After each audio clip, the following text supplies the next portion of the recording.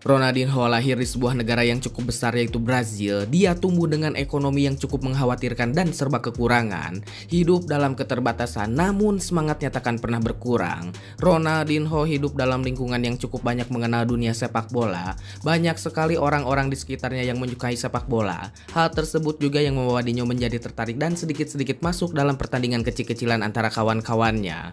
Bahkan Dinho juga sering sekali juggling hingga ke tempat ayahnya bekerja untuk mengajaknya bermain sepak bola. Kakak dari Dinho percaya bahwa giginya yang cukup tongos akan membuatnya haus akan gol dalam sebuah pertandingan. Untuk mengembangkan bakatnya, Dinho masuk kepada sebuah klub sepak bola kecil di kotanya.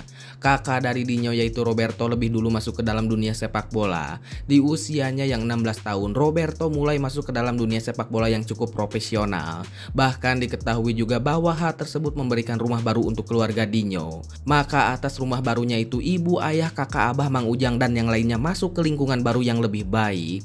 Namun dalam hal tersebut ayah Dinho tidak lama meninggal dunia. Waktu berjalan ada seorang pemilik lapang futsal yang mengetahui adanya seorang anak yang bernama Ronaldinho yang cukup mangprang dalam dunia sepak bola. Akhirnya sang pemilik membawa Dinho ke tempatnya dan mengisi pertandingan kecil-kecilan. Setelah melihat skill dari Ronaldinho kecil, sang Eduardo atau pemilik klub tersebut mengangkatnya sebagai anak angkat. Pada tahun 1997 di usia Dinho yang menginjak 17 tahun, dirinya mengikuti jejak sang kakak yang masuk ke dalam dunia sepak bola profesional. Pada usia tersebut juga Dinho direkrut kepada timnas Brazil dan memang skill dan keterampilan Ronaldinho cukup bagus dan memberikan gol manis dalam pertandingan tersebut. Setelah mengembangkan bakatnya, akhirnya kontrak dengan Gremio habis dan Dinho disarankan untuk masuk ke Eropa oleh kakaknya. Ronaldinho sempat masuk ke dalam Arsenal, tetapi ada beberapa masalah dalam kepindahannya tersebut dan mengharuskannya untuk pindah. Akhirnya setelah melakukan negosiasi yang cukup panjang, Dinho masuk ke sebuah klub yang cukup besar yaitu Paris. Ini juga menjadi sebuah kebanggaan bagi Dinho kakaknya ibunya yang ada di Garut. Meskipun ada beberapa kendala dengan klub lamanya dan melakukan persidangan yang cukup alot bagaikan daging kurban, akhirnya pihak FIFA lebih setuju atas apa yang dilakukan atau pilihan dari Ronaldinho. Setelah berjuang panjang dengan PSG dan seluk-beluk pertandingan Ronaldinho, ada sebuah klub yang sedang terpuruk dan diambang kehancuran. Pada tahun dimana TikTok belum ada, klub besar Barcelona sedang mengalami krisis gol dan krisis kemenangan. Barca mengalami sebuah kemunduran yang bisa mengancam klub besar tersebut di tahun 2003. Suasana suram, kekalahan selalu datang dan siap menggeser posisi dalam dunia sepak bola tersebut. Bahkan diketahui juga Presiden Barca atau si Abah Joan tidak mau mengakui bahwa Barca berada di bawahnya. Fans pun semakin kacau dan mengamuk, merusak segala yang ada pada stadion setiap pertandingan dimulai. Bahkan Mang Ujang tukang batagor pun lari kocar-kacir. Kemudian hadirnya di tengah kerusuhan tersebut Joan Laporta untuk menyelesaikan masalah soal Barcelona yang sedang dialami masa terpuruknya. Mang Joan diberikan kepercayaan untuk mencari atau menganalisa hal apa saja yang harus diperbaiki dari klub tersebut. Kemudian Mang Joan Laporta mengincar seorang pemain berbakat yang hadir di sisi klub lain. Mang Joan sudah memperhatikan orang tersebut sejak lama dan cukup yakin bahwa orang ini akan membuat perubahan yang baik untuk Barca dan dapat bangkit dari keterpurukan. Di sebuah klub lain ada seorang pesepak bola yang sangatlah handal dan berasal dari negara Brazil. Orang ini disebut sebagai pemain yang sangatlah berbakat dan memiliki potensi besar dalam setiap klub yang dia singgahi, tak terkecuali Joan yang berniat merekrutnya ke Barcelona. Dan orang tersebut adalah Ronaldinho. Diketahui juga pada masa itu Ronaldinho sangatlah berbakat, hampir satu angkatan dengan legenda lainnya yaitu Zidane. Tetapi faktanya Ronaldinho saat di Paris cukup tidak disukai oleh manajernya sendiri dan sering sekali terjadi adu mulut satu sama lain. Bahkan dalam misi perekrutan tersebut Barca bersaing dengan MU yang juga melirik bakat dari Ronaldinho. Tetapi dalam hal tersebut tawaran MU cukup menggiurkan karena dengan segala fasilitas yang ada MU jauh lebih baik dari Barca. Namun Barca bersikeras membujuk Ronaldinho untuk masuk ke Barca dan orang tersebut yang membujuk Dinho adalah Santo Rosell. Dalam hal tersebut Ronaldinho cukup dilema karena di Paris Dinho cukup kurang dihargai. Ronaldinho hanya ingin berada pada sebuah tempat yang dimana dirinya dihargai dan bermain dengan tenang sesuai isi hatinya. Kemudian setelah berpikir keras selama 7 hari 7 malam, akhirnya Dinho mendapatkan wangsit dan mengikuti apa yang ada pada hatinya. Dinho masuk dan setuju untuk berada di Barcelona meskipun tawaran MU cukup lebih baik daripada Barca itu sendiri. Kehadiran Ronaldinho disambut baik oleh fans Barcelona dan mereka semua berharap dengan kehadiran orang Brazil tersebut dapat membuat Barca bangkit dari kehancuran. Kehadiran Dinho juga bareng dengan manajer barunya. Dengan datangnya pemain baru dan manajer baru ini menjadi sebuah harapan yang cukup besar besar. Debut pertandingan Ronaldinho adalah jam 12 malam. Karena bertanding sesuai dengan keinginan, ada beberapa pertandingan juga yang bentrok dengan Barca. Ini adalah pertandingan di mana Ronaldinho pertama kali main di Barcelona. Dalam pertandingan tersebut juga pihak Barca sempat membuat makan gratis bagi orang yang ingin menyaksikan pertandingan tersebut. Dan benar saja bahwa tanpa makan malam gratis tersebut, fans Barca hadir dan menyaksikan pertandingan di tengah malam itu. Namun pertandingan tersebut di babak ke-1 sangatlah mengkhawatirkan karena tim Barca kalah oleh musuhnya 1-0. Hal tersebut juga membuat pihak Barca cukup khawatir dengan situasi tegang tersebut karena pertandingan ini adalah sebuah sejarah bagi Ronaldinho itu sendiri. Namun di babak kedua Ronaldinho dapat menyeimbangkan skor menjadi 1-1. Meskipun hal tersebut hanya sebatas draw atau seri, namun melihat Dinho dalam pertandingan ini semakin meyakinkan bahwa dirinya akan membuat Barca lebih baik. Lama waktu berjalan, Ronaldinho semakin yakin dengan dirinya, begitupun dengan Barcelona. Setiap bola yang berada di kakinya adalah sebuah peluru untuk musuh dalam setiap pertandingan. Bahkan dikatakan juga bola yang ada di kakinya adalah sebuah sulap atau magic yang sangat sulit sekali direbut. Skill dan keterampilan Ronaldinho sangatlah luar biasa dan bisa juga disebut sebagai skill dewa dalam dunia sepak bola. Bukan karena saya melebih-lebihkan, karena memang hal tersebut juga diakui oleh banyak orang dan para pemain besar dunia. Ronaldinho semakin haus dengan asis bahkan gol-gol yang sangatlah manis dan cantik. Tidak jarang setiap lawan yang berhadapan dengannya tersenyum karena memang skill dari Ronaldinho itu sendiri. Mereka yang berhadapan dengan Dinho meskipun lawan tetapi menghargai setiap apa yang dilakukan dalam membawa bola ataupun memberikan tendangan gol dan asis. Orang ini berkembang pesat di Barcelona dan membawa klub tersebut naik sedikit demi sedikit. Dunia semakin cerah dengan kehadiran orang Brazil tersebut. Semakin hari Barca semakin menggila dan cukup jarang kalah dengan kerjasama Dinho serta dengan rekan satu timnya. Di sini juga yang cukup bagus adalah bahwa rekan satu timnya memahami apa yang dilakukan satu sama lain dan membuat pertahanan semakin kuat, begitupun dengan penyerangan yang semakin galak. Barca juga melakukan 18 pertandingan tanpa kalah. Ini membuktikan bahwa kerjasama antara pemain lama dengan pemain baru berserta Dinho cukup baik di bawah pengawasan sang pelatih. Waktu berjalan akhirnya sang mega bintang tersebut menemukan bebek yang sangatlah cantik bernama Aina Mendes. Tak lama juga Dinho memiliki seorang anak yang diberi nama Joao. Semakin lama Dinho semakin nyaman dengan berada di Barcelona. Bahkan diketahui juga hubungan dengan rekannya bahkan yang lainnya juga sangatlah hangat. Di luar pertandingan dan untuk mengisi waktu kosong, Ronaldinho cukup senang menghabiskan waktunya dengan teman-teman klubnya. Suasana semakin hangat dan memperkuat keyakinan dalam setiap pertandingan yang dilalui. Waktu berjalan akhirnya pihak Barca mengetahui ada seorang anak berbakat di kelas B. Anak ini melakukan sesi latihan dan pertandingan kecil-kecilan dengan Barca. Dan anak tersebut adalah Lionel Messi. Dinho berkata bahwa Messi sebenarnya sudah layak ikut bersama Barca dalam setiap pertandingan. Dinho juga percaya bahwa Messi memiliki potensi besar untuk Barca. Anak tersebut sangatlah berbakat dan memiliki masa depan yang cerah. Akhirnya Messi masuk ke dalam Barca dan diasuh oleh Dinho. Messi banyak belajar dari Dinho dan diberitahu apa saja yang harus diperhatikan dalam setiap pertandingan.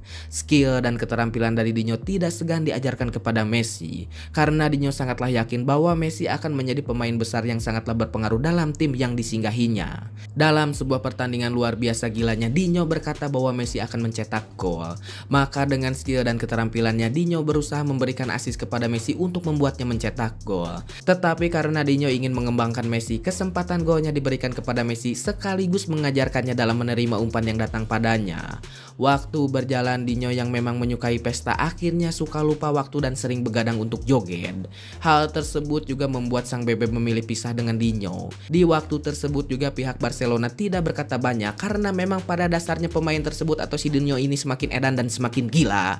Bahkan dalam setiap pertandingan memang Dinho ini semakin manis dan memberikan gol dan asis kepada rekan satu timnya. Bahkan dalam setiap pertandingan Dinho semakin manis memberikan gol dan asis kepada rekan satu timnya. Ada juga ketika Ronaldinho memberikan asis menggunakan bahu bahkan punggungnya. Hal tersebut dikatakan bahwa skill dari Dinho memanglah skill dewa atau magic dalam dunia sepak bola. Seakan-akan Dinho memiliki waktu berpikir untuk apa yang akan dia lakukan ketika bola berada di tangannya dalam sebuah pertandingan. Bahkan fans lawan dari Real Madrid pun hingga berdiri dan memberikan tepuk tangan atas apa yang dilakukan oleh pesulap bola tersebut. Ini memang mengherankan dan aneh, tetapi memang hal tersebutlah yang terjadi yang dilakukan oleh Dinho dalam pertandingannya. Bahkan legenda yaitu Maradona pun mengakui kehebatan dari Ronaldinho. Waktu berjalan banyak sekali penghargaan yang didapatkan oleh Dinho, tak terkecuali Ballon d'Or. Namun tak lama Ronaldinho mengikuti ajang Piala Dunia dan hal tersebut dapat dikalahkan dengan asis sang legenda yaitu Zidane. Brazil kalah, namun kalah tersebut dituduhkan kepada Dinho. Bahkan patung dari Ronaldinho pun dibakar habis oleh para fans. Ini semua menjadi tekanan pribadi Dinho atas kekalahan tersebut. Setelah dari Piala Dunia, Dinho bertanding di Barcelona dan beberapa momen Barca kalah, dan kemudian para fans juga menuduh kemudian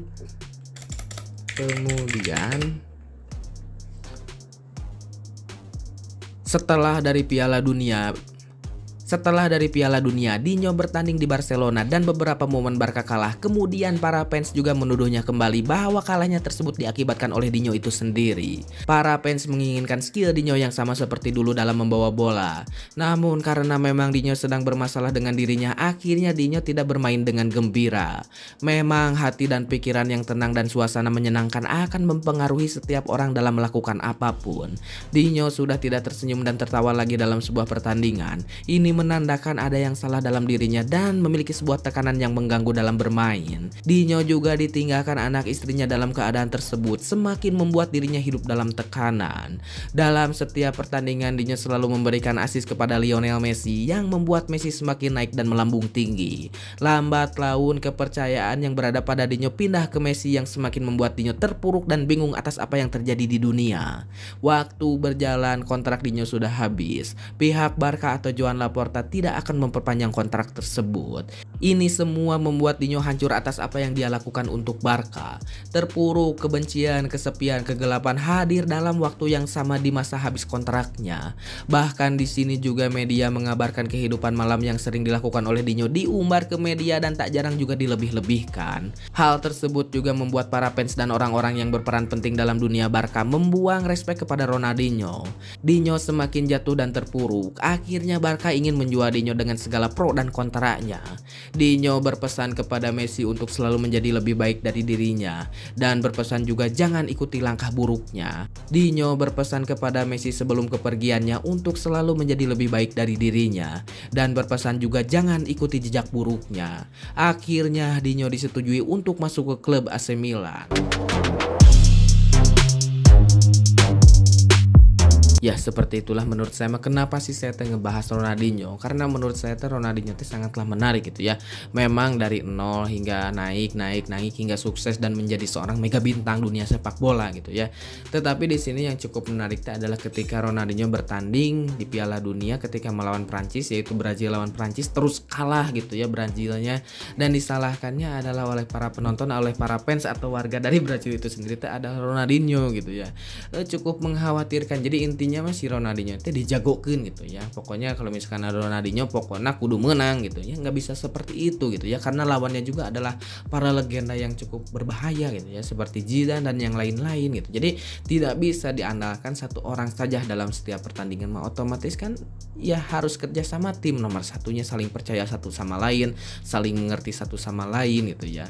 Dan yang kedua di sini setelah balik ke Barcelona melakukan sebuah pertandingan, terus Barcelona mejus eleh gitu ya. Si Ronaldinho nu disalahin teh gitu ya. Jadi dua disalahin. Nah, jadi si psikologi dari Ronaldinho itu sendiri terganggu gitu menurut saya. Mau anjing karunya di masa-masa kelam seperti itu ditinggalkan oleh anak dan istrinya juga.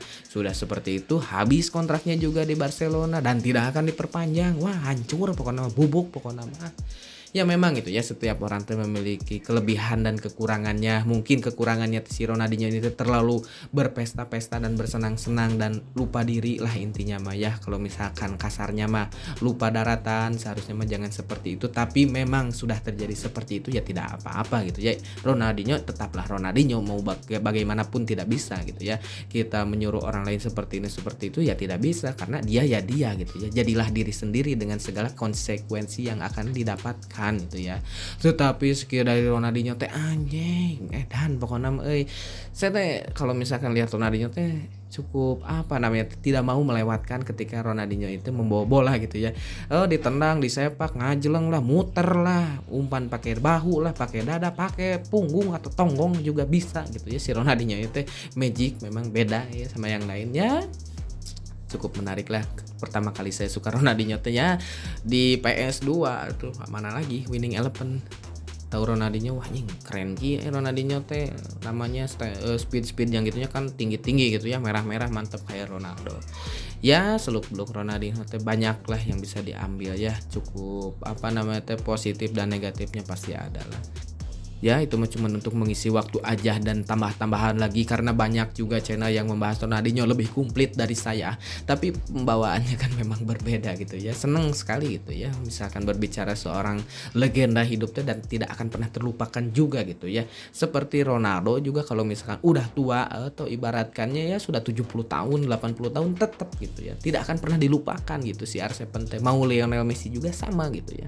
Legenda gitu ya. Legenda memang tidak akan ada habisnya kalau dibahas mah. Wah, ya udahlah karena tenggorokan saya sudah kering, hayang ngopi, hayang udut seperti biasa, kopi hidung dan jarum coklat.